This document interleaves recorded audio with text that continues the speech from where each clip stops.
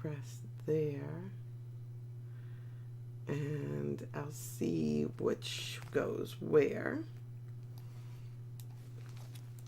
And I am going to type that into there.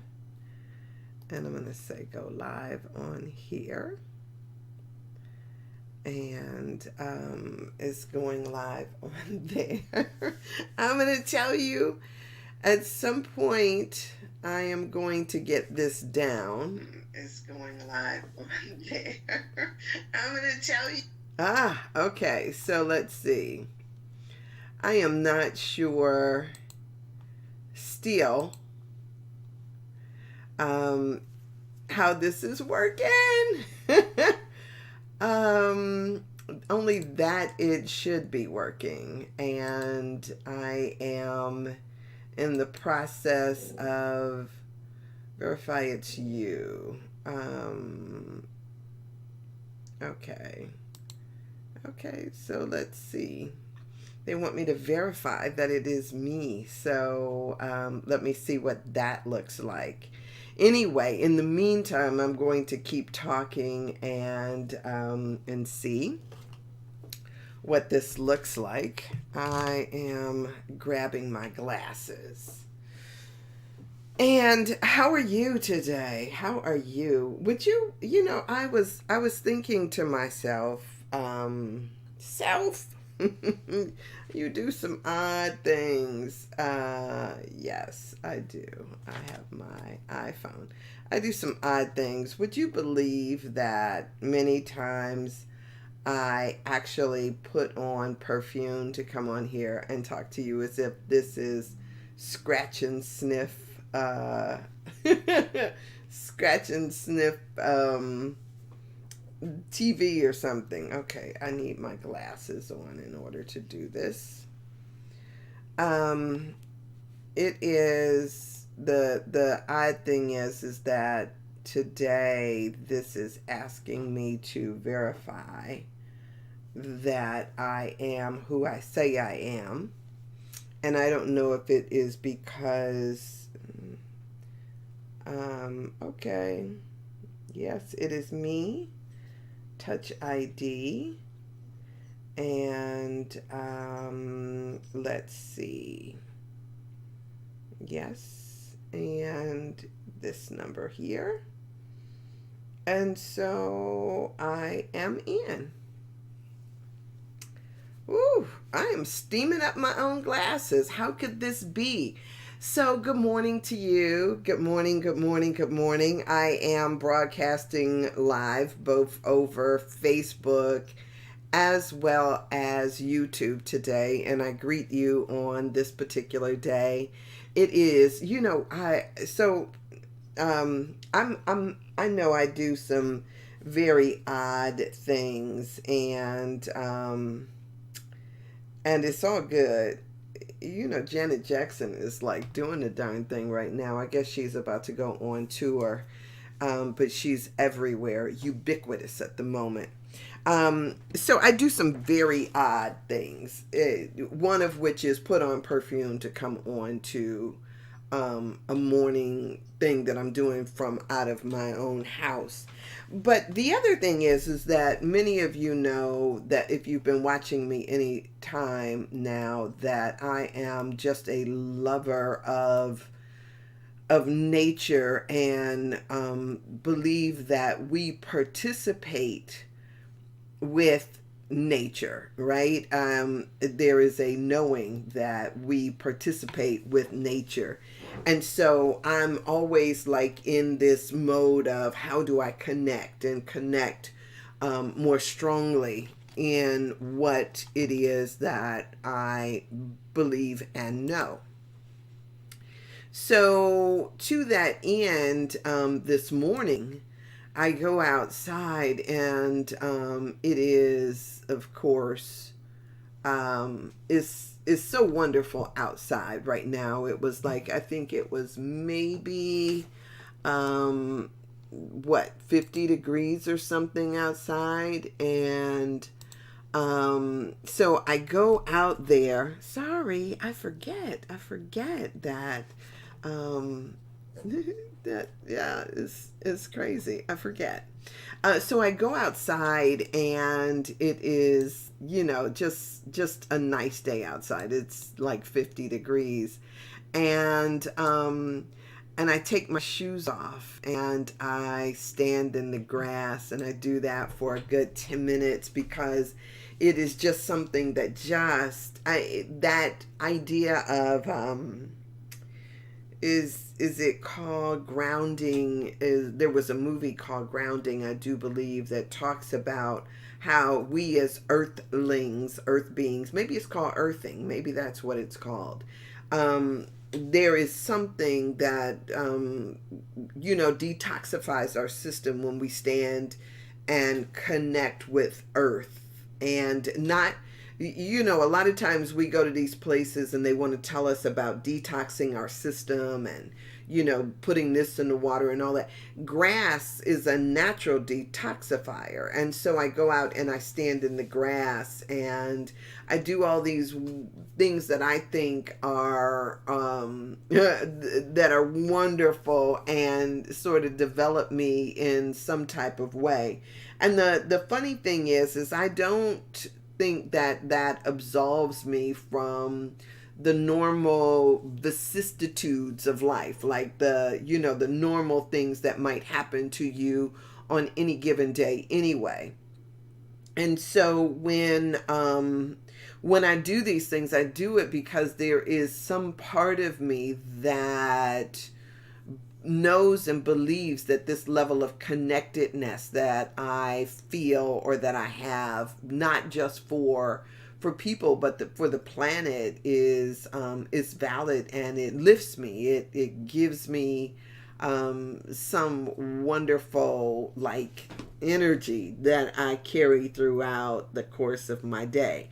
So I go out there, I stand barefoot in the grass. The funny, oh, here's the other thing is like when springtime comes, I compost, right? I always talk about how I'm composting. And so even right now, I'm going out, and I collect the scraps, the organic scraps in my kitchen. I don't have any meat or anything like that, but I collect all the things from chopping and all this other stuff, and I throw it into my compost bin. Or right now, I'm throwing it into my into the bed where I plant my garden. And so, even with doing that, I am constantly feeding stuff outside. And so, when springtime comes, it's amazing how many worms I have that come up to the surface for, to breathe or whatever. And so a lot of times in the morning time, when I go out and I do my barefoot thing, I step into the grass, I can feel worms pulling back up under my feet as they pull back into the grass. And the other thing is I love the way that they aerate the grass. So they come up, they stick their, sometimes they lay their bodies out there or stick their heads up. And then you see all these little holes. So I don't even have to go through and try to aerate my lawn, because there's a natural aeration from all the insects that are out there. And those doggone things, I love it when I throw things out there and then I cover them over, because what I know is that the process, the wonderful, we want to say that it's invisible. Some things are invisible, but when you think about what happens in the soil, in the dirt, it's invisible because we don't see it. One of the things that they say is that there is just as much insect or worms, and the red worms and all of that stuff. There is just as many below the surface as it is above the surface. And so if you can think about, even in a cow pasture, right? There's all of these wonderful things underneath that are working on the things that have been dropped to the ground, and then the transformation begins. So there is this symbiotic process that happens between the earth, the ground itself, and everything that stands upon it. And I like this idea that I am a part of that process. And I don't know about how you are, how you feel on that particular tip, but I know that it certainly is something that I enjoy being a part of, and and participating in. I have, there's a lot that for some reason that's coming up for me. And I've been writing, I've wrote this morning. I am steadily writing on this book of mine, but also I am, after yesterday's talk, the day before yesterday, the experience that I had, I've been writing a piece on that, because one of the things that for me, this feeling of healing whatever trauma that I've experienced, I do it best through writing. And so I wanted to, put things into words. And by putting them into words and giving them body, I feel some level of satisfaction out of doing that. So I'll be getting back to that when I am, well, in between now and I get to talk to Dr. Brown today. So in between those things, I will get back to writing. I am greeting you, and I'm hoping that you are having a wonderful Thursday morning. After I came in from my little excursion outside this morning, I came back in to see on my little device up there. Good morning, Tracy. How are you, dear? I saw on my little device that there was a winter storm warning, and I'm thinking to myself, I just had my feet in the grass. What are you talking about, winter storm? But anyway, that is what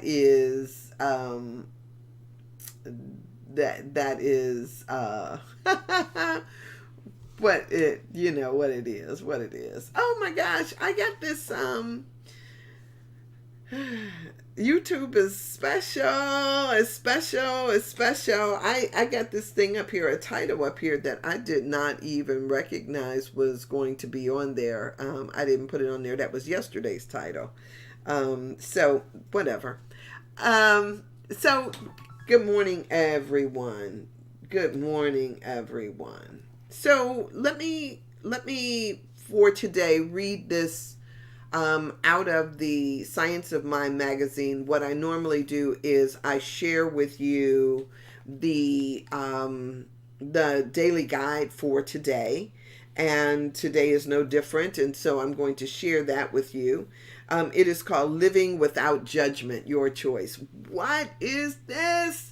Y'all, yesterday I talked about judgment because I wanted to talk about that judgment card, which is what I opened the book up to, and judgment came up.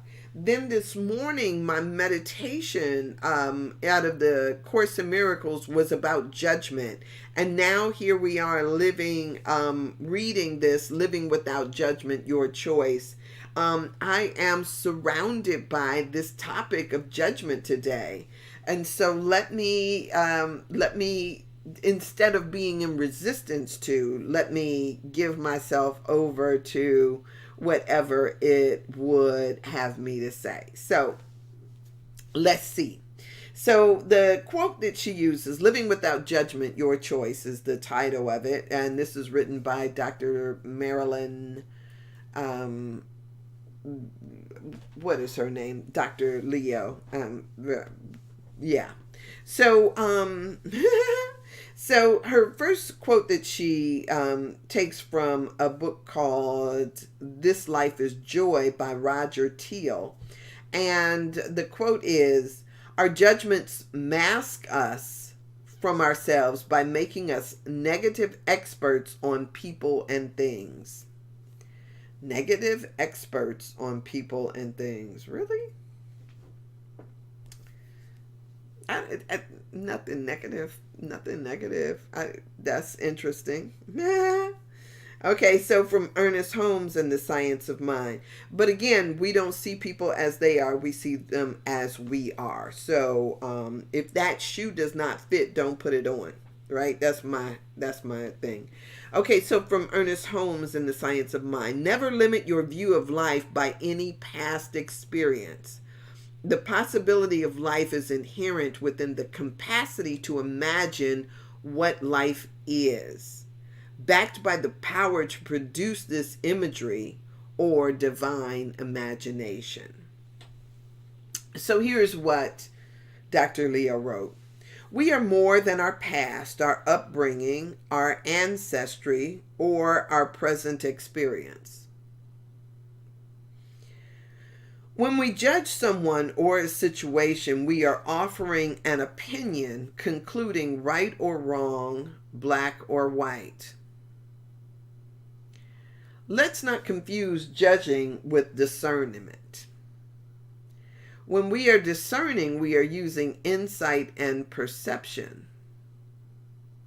We are making decisions as to what we believe, coming from a place of wisdom, love, and compassion.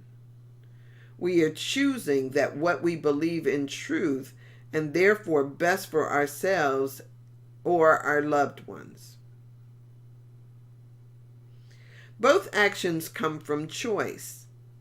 When we judge, we are living from our past, what has happened before. We are coming from a place of fear and a possible repeat of past experiences. We are listening to a little voice of doom and gloom, past memories, warnings containing envy, hate, or disloyalty. When we choose discernment, we are making decisions in the present moment based on love and concern, but not fear. It is time for us to remove the mask of limitations of the past. Let's create new ways to experience love, friendship, and joy. Where there is doubt, seek loving support. When there is confusion, go deep within to living presence that can and does guide your every thought. Be consciously aware. Seek and you will find. Ask and the door or hearts will be open. Look for contentment and you will find it. It's your choice.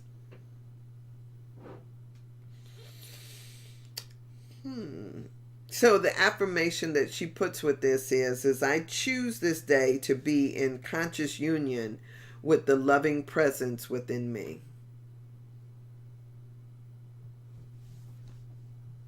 Okay. I will tell you, that's interesting. That is interesting. Not all of us are negative Nellies, right? Not all of us are. And yeah, so like I say, if the shoe does not fit, take it off. Don't wear it, right? Don't go around putting your foot in shoes that do not fit you. Shake, shake, shake that off. Yes, yes, yes, yes, yes. And I think that this is a process that each of us kind of, if you're introspective at all, if you think about what you think about at all, then, sometimes these things come up in order for you to ask yourself the question, am I being how I choose to be? Am I showing up in the world in a particular type of way? What do I bring to a conversation or to an awareness? Because what I know is that and from my vantage point of view, That's that's really interesting. It's really interesting. I don't. I hope that that is not where I will ever land. So I will say that now that this judgment has come up, this idea about judgment has come up again, I want to finish up. Yesterday I did not finish up sharing with you from this card of judgment that I pulled. And as I started writing today, I was writing, and I wanted to write about what happened to me on Tuesday, as far as walking into the crime scene and the things that went through my mind as I did so. I talked about just some of the ways in which I process ideas, and how so many have this way of seeing things. We see things, and many times we draw conclusions about them. Draw conclusions that may not be right or on the mark at all. We look at situations, as she said, based on who we are, and perhaps what our, either sometimes what our past experience has been, or if not based on what our past experience has been, based on the perceptions that we've been given by others about different things. So, say for instance, if you encounter on the news particular ideas about people, communities, we have different perceptions about the things that happen around us. And so when we have those perceptions, or when we hear things over the news, we assume that they are correct, that they are right, and never really take out a moment to stop and ask ourselves, could this possibly be true? Is it true? So, so a lot of times what we see is we see people who and we apply a stereotype to a person, instead of seeing them as they are, for who they are in the moment. For instance, I have when I remember being when I went to school overseas. I'll use this as an example. I went to school overseas, and I at the time was against living in this villa that I was placed in with, say for instance, I do believe there was 12 of us, 12 American students who went into Italy to study. And so I go in, and they put us in a villa, all of us together. And I thought to myself, there is no way that I am, one, going to stay here, because I didn't want to. I was around people who, had we been in a different environment, in a different place, they probably never would have associated with me or even talked to me.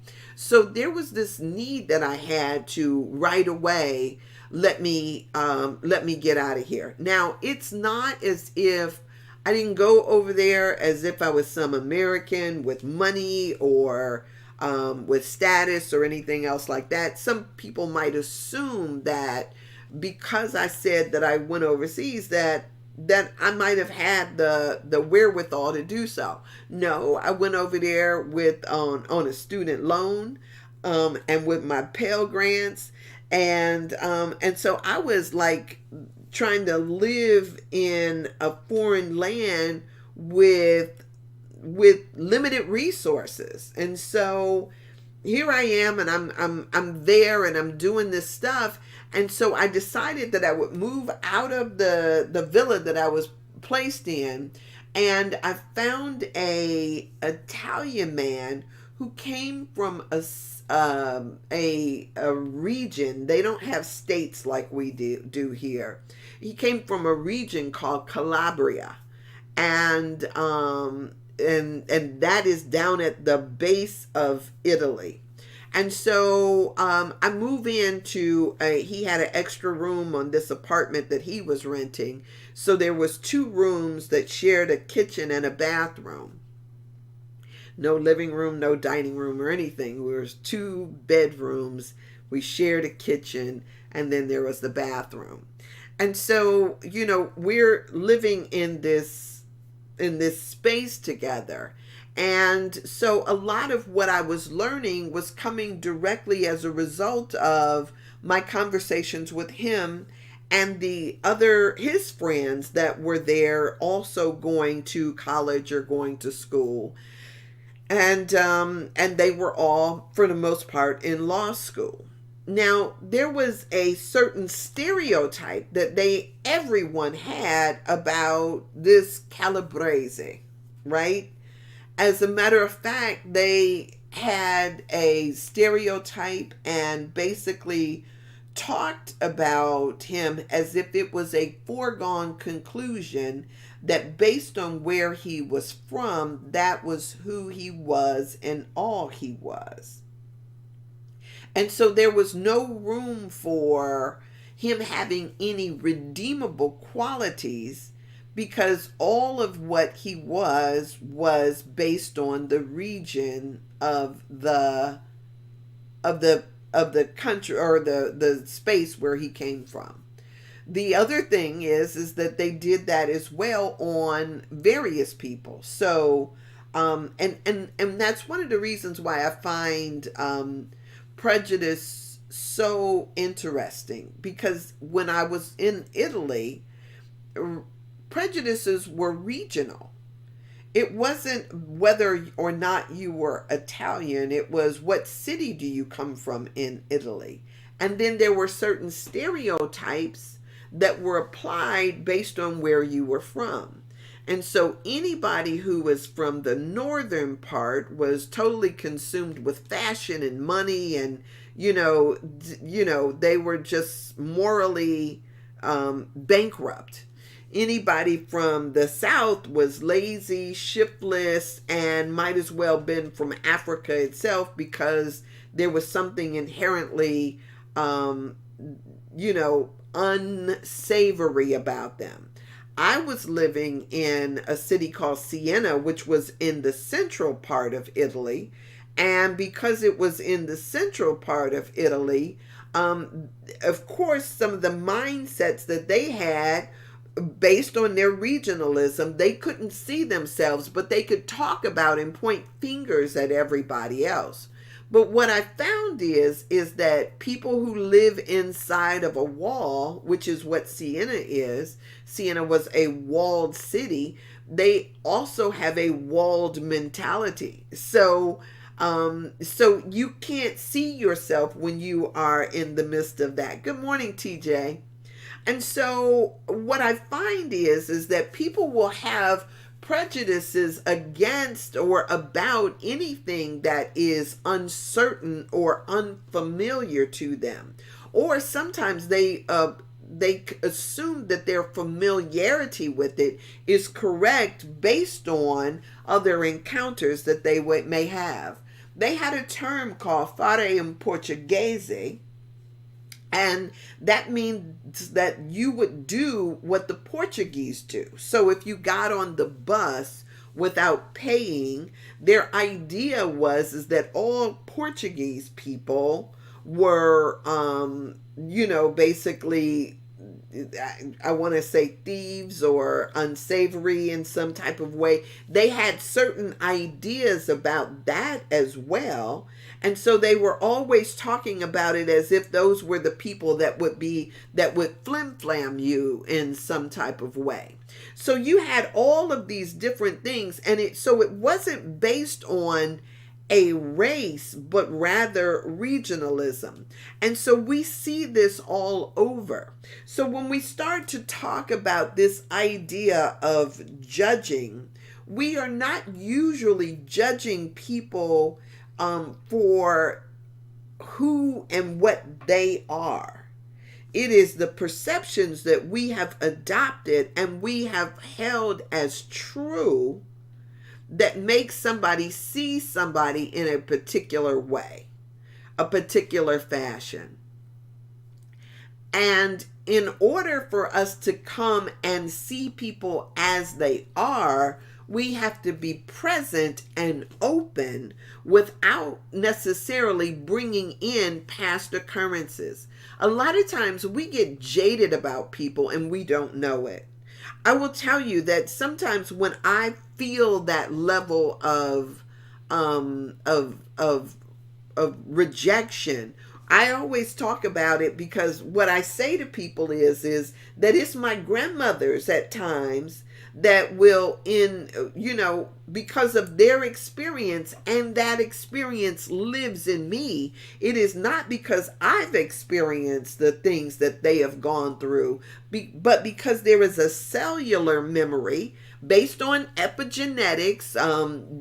There is a cellular memory that then is active in me, and that at times will begin to say, hey, look out, or or this one is not what he says he is, or I get all these things in my ear without, and if I am not conscious about that, I will think that somehow that what I'm hearing is true, and not be open to what is happening in the moment. Intuition is amazing. I know what intuitive hits feel like. But fear is also very prevalent within our souls, based on the things that not just we have been through, but our ancestral line has been through.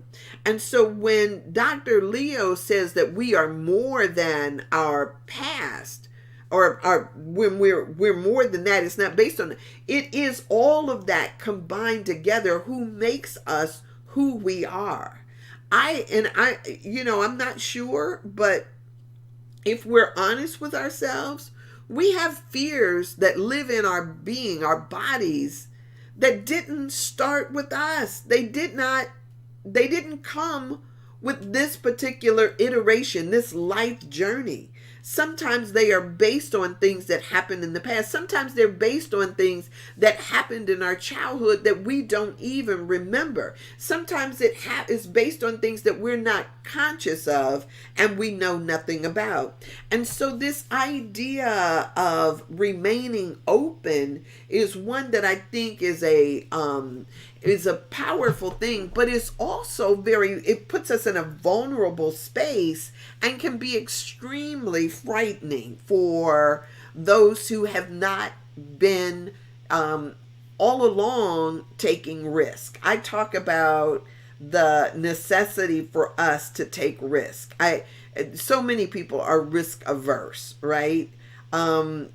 Because if you haven't taken risk, you don't know. I love. Let me knock on wood. What I love is that I have had and found myself in at times in my life trusting in the kindness of strangers. And when I have been in those situations and had to trust in the kindness of strangers, what I found is that people are generally kind. Now, for those of you who maybe have never had to trust, or never allowed yourself to trust in the kindness of strangers, you might not have any awareness of what I'm talking about.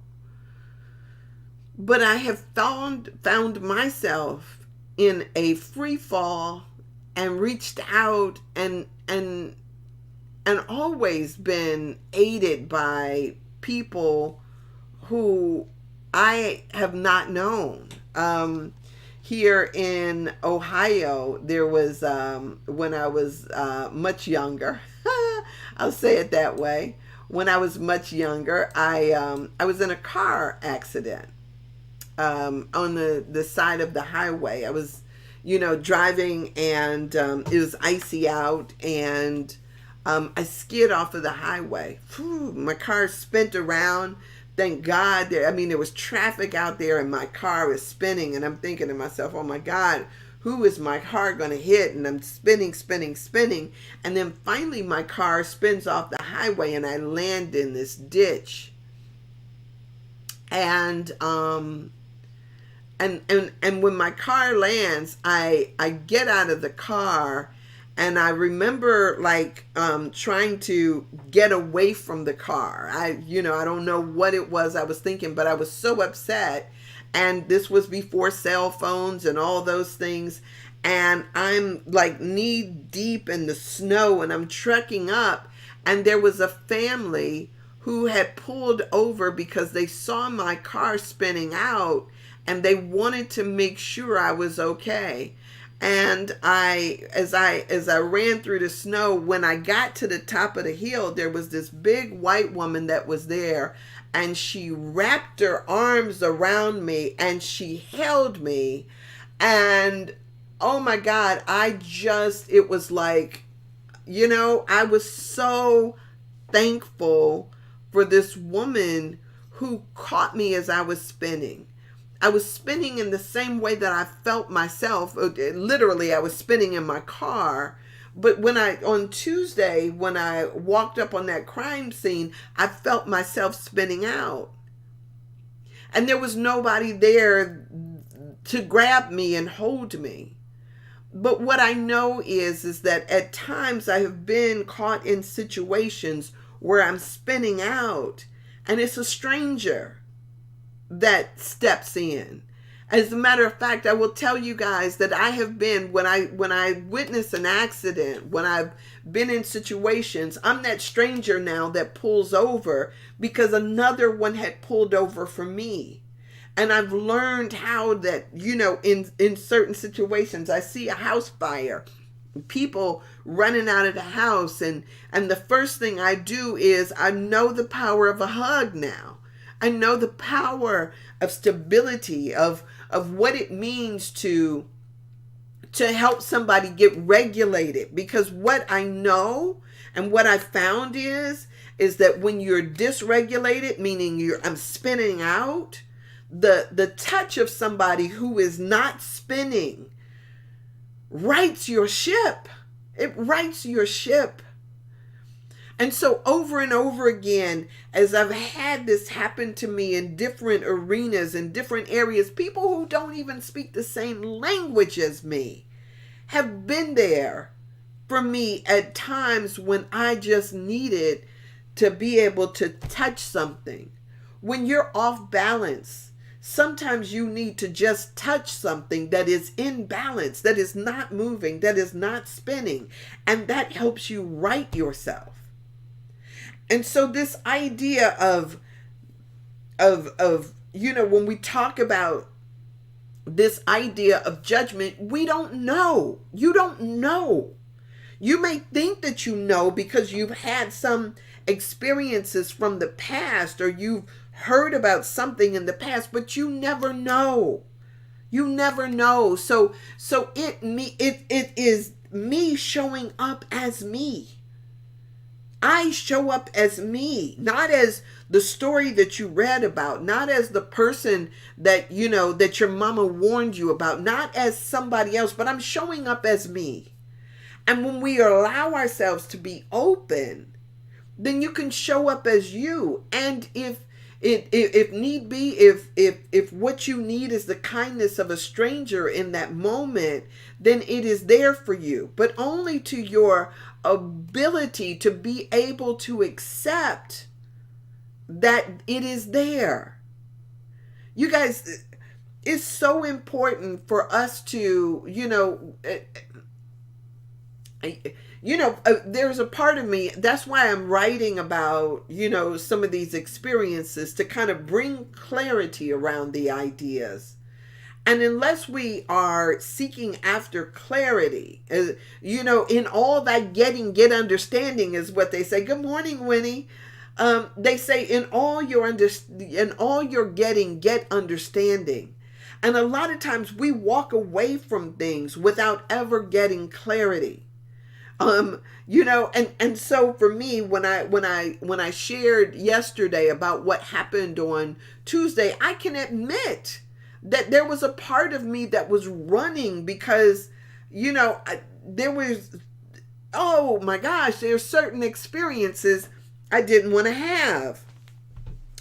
I rewatched a program that I was on with Shamika Chronicles, and she was doing a show on based on P Valley, and P Valley is a show that is you talk about a show that was triggering. As I watched the interview, that it wasn't an interview, I was on a panel discussion, and Shamika Chronicles is on YouTube, but we did a panel discussion based on one of the episodes in the show. And during the show, she had a public viewing here in Cleveland. I went to the public viewing, and there was a scene where a guy was about to commit suicide. And I didn't know to what extent they would show this on the program, because the program itself was very risque. It had all types of things in there that just seemed like, oh my God, I was just, over and over again, feeling this anxiousness about what was to come next. And so when this scene happens and this guy was about to commit suicide, I stood up in a crowd of people. There, the area where we were watching was crowded. I stood up and I said, I can't watch this. And I walked out, and I sat with that idea. Like, what was it about me that, all these other people are in there, are quiet, and they're watching, and they didn't seem to have any problem with what they were seeing. I don't know. It could have been something coming up in them. What I know in our community is, by my community, I'm saying people of African American descent, Black folks here in this country, we have learned how to observe and watch things that are atrocious to us and not react. Good morning, Catherine. How are you? We have learned how to not react. We have learned how to stay and remain silent. You can imagine what it was like during times of enslavement, watching somebody that you love being beaten, whipped, tortured in some type of way, and you learn not to say a doggone thing. We can see George Floyd laying in the middle of the street, and we have learned it is in our DNA, our cells, that you stand there and you shut up. And so when I'm sitting in this theater and all these people were watching this, I stood up and I said, I can't watch this. And I ran out of the place. I didn't want to hear it. I didn't want it to be in my awareness as I walked in the door. I wanted no part. And for a minute there, when I got to my car and I sat there, and I'm like having this experience, I'm thinking to myself, where the hell did that come from? I don't know if you've ever had a situation where you had to stop and ask yourself the question, where the hell did that reaction come from? And it was in that moment that I remembered when I was in college, I was standing in the back door of a house that I was renting at the time. There were kids that were playing down in the field, and they were playing touch football or something, and they're running around. And I'm standing there on the phone, and I'm talking to my mother. I'm talking to my mother as I'm watching the scene, and I saw a guy that came into the frame, if you can imagine. So he came from out of my vision, out of my field of vision. From the left, he came into the scene, and I'm looking at him as he's walking towards where the kids are playing. I'm looking at him, And I'm thinking to myself, that's odd. It's summertime. These kids are out there playing. I'm just giving you guys this scenario. It wasn't that I was, it was summertime, but he had on a army jacket. He had on a fatigue army jacket, much too heavy for the weather that we were experiencing. So I thought to myself, that's odd. But he seemed oblivious to the fact that there were kids around, that there were kids playing. He's just walking across the scene, right? He comes in, he's walking across. And I'm watching him as I'm talking on the phone to my mother. And he stops, and I hear a pop, and he falls. Y'all, I started screaming. And then as I saw the kids starting to walk towards him, I started screaming even louder, like, get away from there, get away. Not that I thought that he was going to do any harm to these kids, but because I just couldn't imagine what it looks like to have seen a man just shoot himself in the head and fall no more than 10, 15 feet from where you were just playing. Oh my God. I was on the floor, and my mother is screaming in the phone, what's wrong, what's wrong? And I can't even stop screaming long enough to tell her what's wrong because I was so distraught. You guys, when this showed on P-Valley that this guy was about, I had a reaction that was, I don't want to say that it was over the top, but I had a reaction to it, and I was like, I cannot, right? And I left the theater.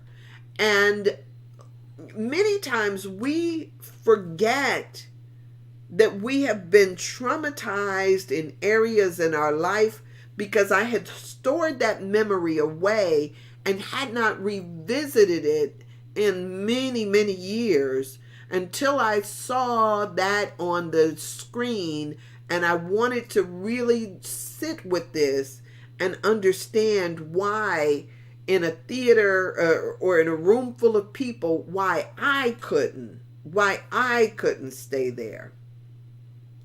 So what I know is that each and every one of us, even if it doesn't come present to mind, each and every one of us has had experiences, traumatic sometimes, that may inhibit or, we have a resistance to what we're seeing because we don't necessarily, sometimes we don't remember, sometimes we don't understand, but to be true to your feelings, and yourself, you guys, it's important. It is important to be able to honor what you feel. So often we've learned how to push it down, to deny it. That's what we saw demonstrated. You experience injustice. We've learned how to swallow that. We've learned how to suppress that. We've learned it over and over again.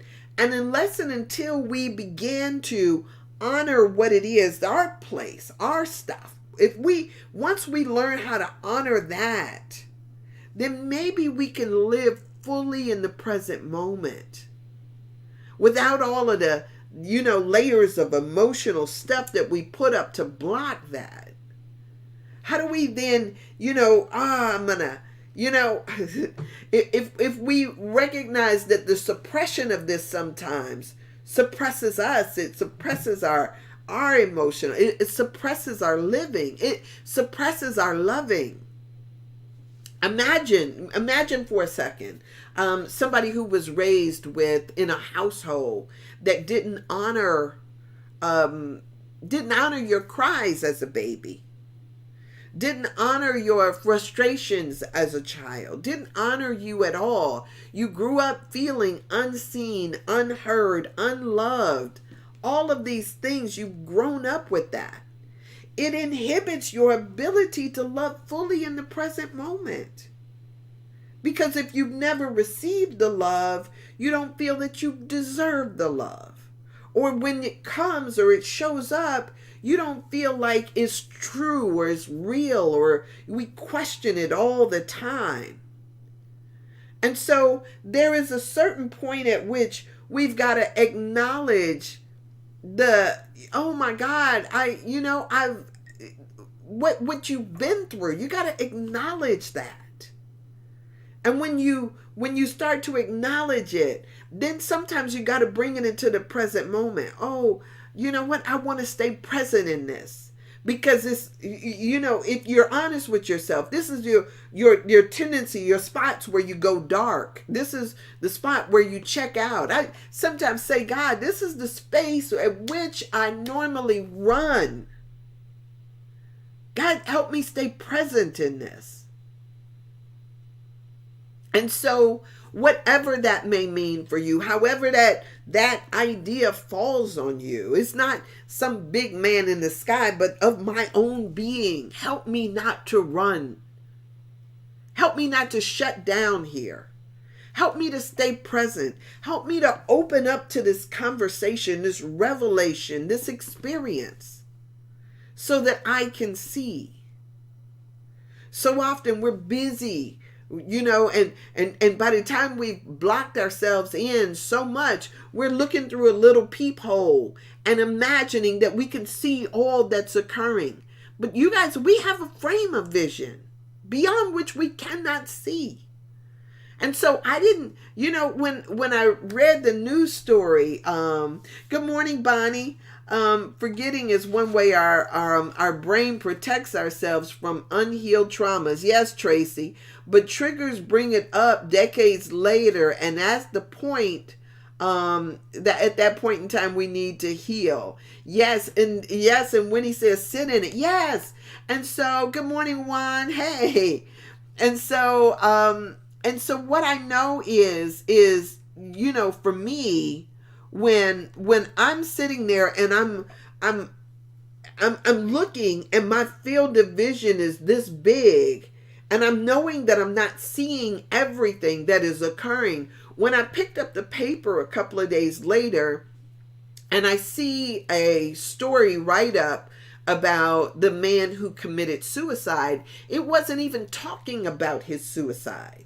It was talking about that he walked into a pawn shop downtown Akron. That's where I was going to school. He walked into a pawn shop downtown Akron and he asked the shop owner, "Can I see that gun right there?" And so the shop owner put the gun on the counter, and he says that the man picked up the gun and reached into his pocket and pulled out bullets and put the bullets in the gun, and he said, "I'm taking this." And he walks out the store. That's what the story was about. It didn't, and then it said, after it talked about how he put the bullets in the gun and walked out of the store, the guy walks, it had to be at least a mile. He walks to a particular point, a point at which there's now a highway that goes through there. And so I know that the way that the street dead ends where I was living, that the highway cut straight through a neighborhood, because they had to take down all of these houses in that particular area in order to put this new highway up.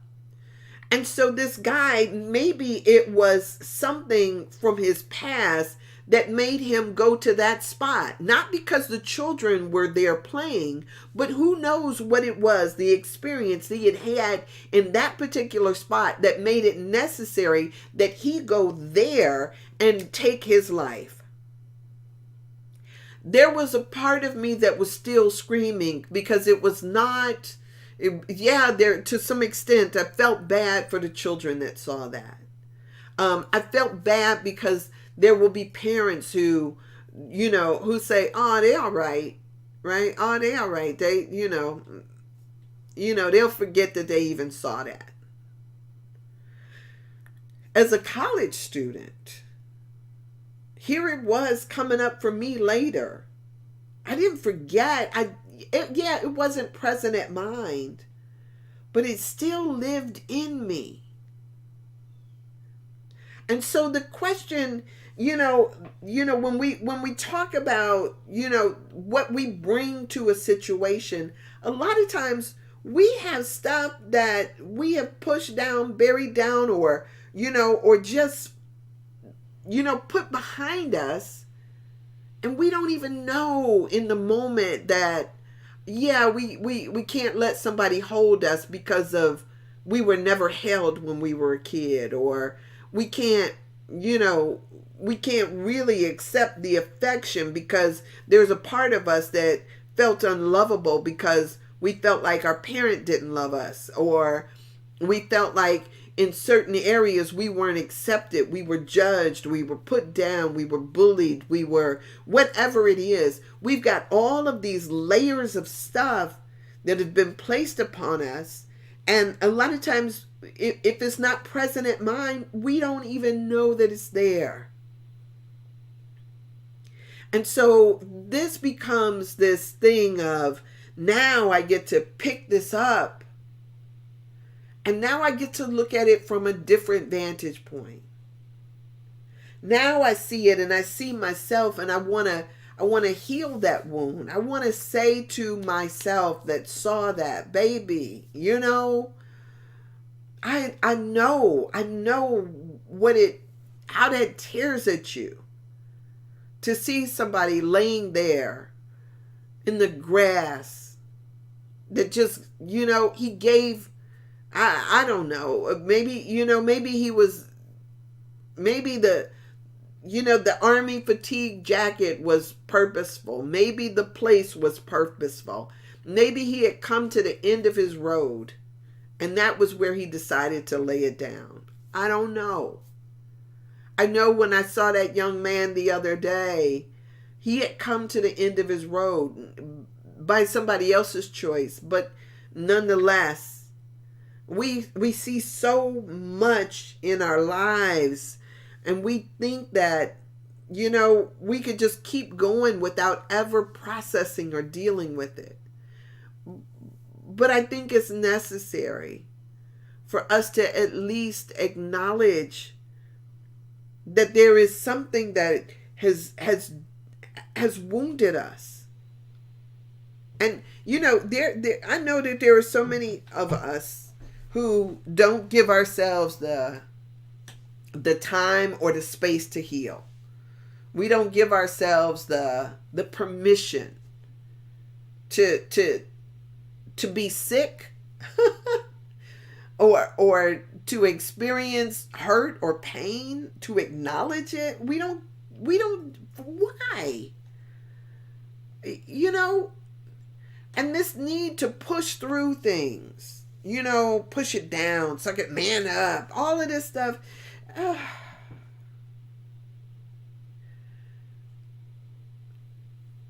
How far have we gotten away from honoring the self that we are? I know some of you will probably think like, we don't have time for all of that. We don't have, I used to, I remember when my mother was dealing with cancer, she passed from cancer. There was this thing that we learned, how to at least honor the emotional stuff or the feelings by giving yourself permission to have a pity party if you need to. A pity party. Put a time limit on it, maybe, right? I'm gonna sit here for, what is that? That woman told my mother, she was like, if I knew we were having a pity party, I would have brought some chicken and some potato salad and all of that stuff. Let's make a real party out of it. Let's mourn that you used to be. So then after we're done with that party, you can get up and move on. We've got to allow space for ourselves and for others to experience what they're going through.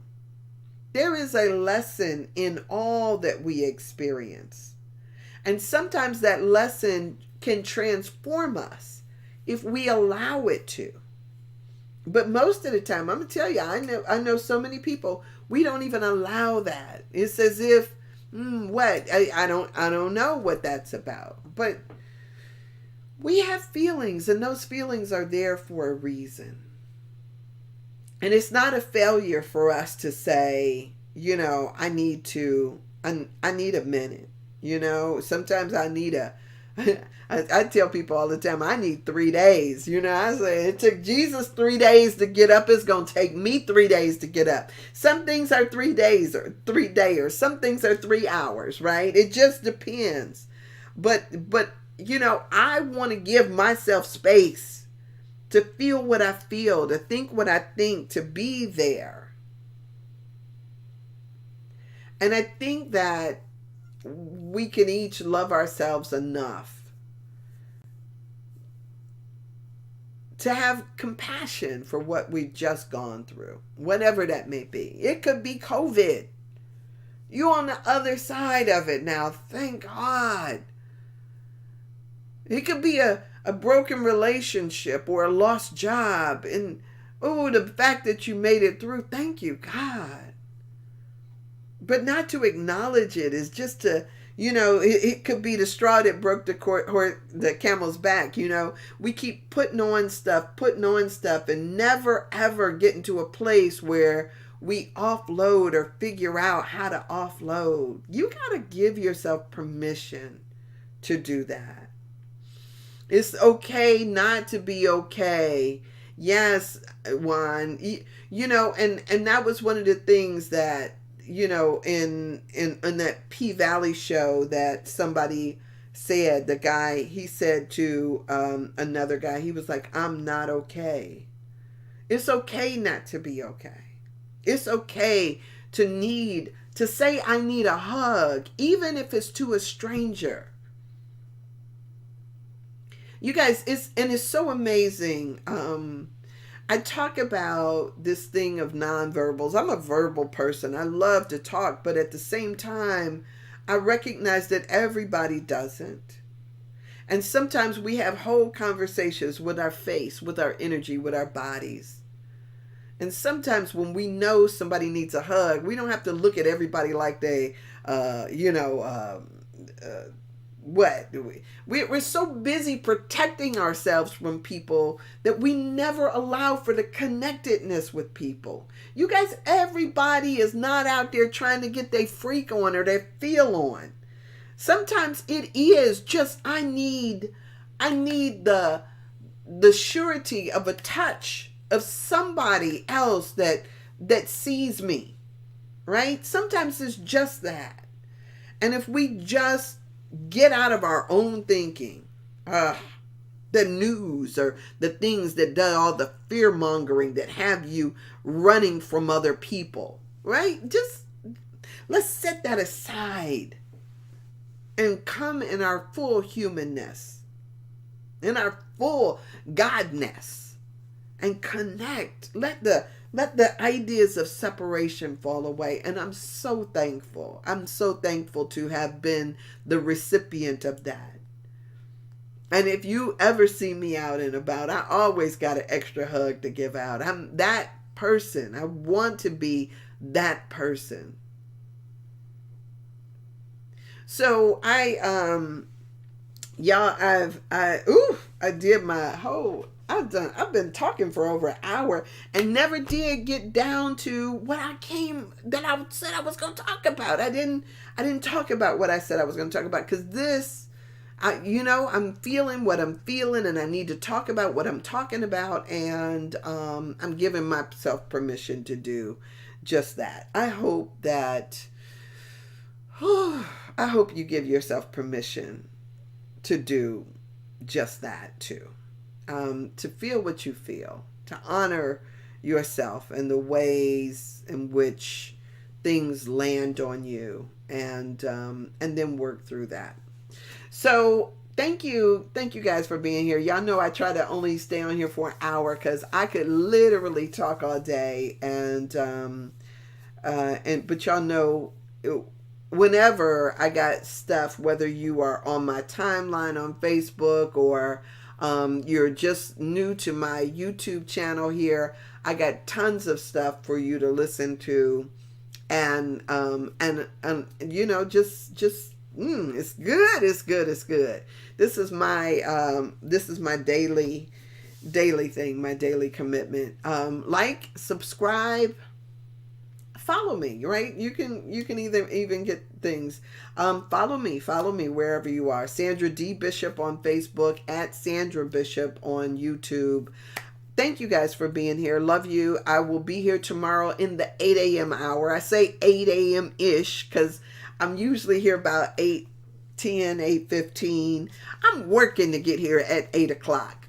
Working on it. 8 o'clock Eastern Standard Time. I'm working on it. I'm working on it, y'all. But for right now, I'm still at 8 a.m. ish, and I'm here for an hour. I will be back on live at 11 a.m. today only, Thursdays only, to talk to Dr. Brown. So you are welcome to get with me. Thank you guys for all of your comments here on Facebook and on YouTube. You know, you can always drop me a line. Thank you for being here. I love and adore y'all. Be that for somebody today, right? Just reach out and, you know, can I give you a hug? That's one of the things I want. Can I give you a hug? I ask for permission. Sometimes I lean in, like, you know, but I like to ask people, can I give you a hug? Because sometimes we all need a hug. Everybody needs a hug every now and then. All right. Love y'all. And I'll see you. All right. Be blessed. All right. See you guys. And if you are on YouTube, thank you for being here. And I would appreciate it if, you know, I do this every single day. I would appreciate it if you subscribe, like, I don't know if you share these things but on here, but subscribe. All right. I'll be here tomorrow. And if you click that little bell, it'll let you know when I'm here.